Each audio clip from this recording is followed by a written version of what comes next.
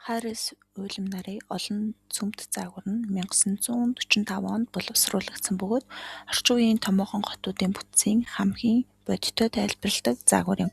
Энэхүү загвар нь хотыг зөвхөн нэг төвөөс хамааралтай гэж үзэхээс татгалзаж, хот дотор өөр өөрийн үйл ажиллагаа бүхий хэд хэдэн бие даасан төвүүд буюу цөмүүд байдаг гэж үздэг. Эдгээр цөмүүд нь тодорхой шалтгаанаас болж үүссэн байдаг. 1. Бизнесийн түрэг, за энэ хотын санхүү, засаг захиргааны гол цөм. 2. Бөөний болон хөнгөн үйлдвэрлэл, тээврийн зангилаа, агуулгын бүс. 3. Бага орлоготой иргэдийн суурьшлын бүс, үйлдвэрүүдтэйгээ ойр, дуучин мээгтэй хэсэг. 4. Дундаж орлоготой иргэдийн суурьшлын бүс, хотын төвөөс бага зэрэг зайдуу, тохилог орчин. 5. Өндөр орлоготой иргэдийн суурьшлын бүс, хамгийн цэвэр агаартай таатай байршил. 6. Хүнд үйлдвэрлэлийн бүс, бусад дүүргүүдээс хол хотын захад байрладаг. Захын бизнесийн төв, хотын захад үүссэн жижиг төвүүд байрладаг.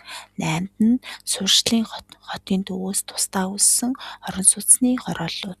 9.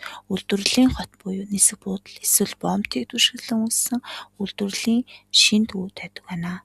Яагаад тухайн улс орнуудад ингэж олон цөмт үүсдэг вэ гэдэг тодорхой төрлийн бизнесүүдийг нэг дор бөөгнөрөх нь илүү ашигтай байдаг.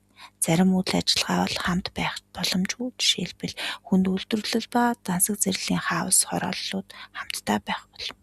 Мөн бүх үйлчилгээ хотын төвд багтах боломжгүй учраас хямд газар хайж гадагшаад хэлдэг байна. Тээврийн боломж нь шинэ зам, нисэх буудал эсвэл төмөр замыг даган шинэ цөмүүд бий болдгоос олон цөмт загвар бий болсон байна.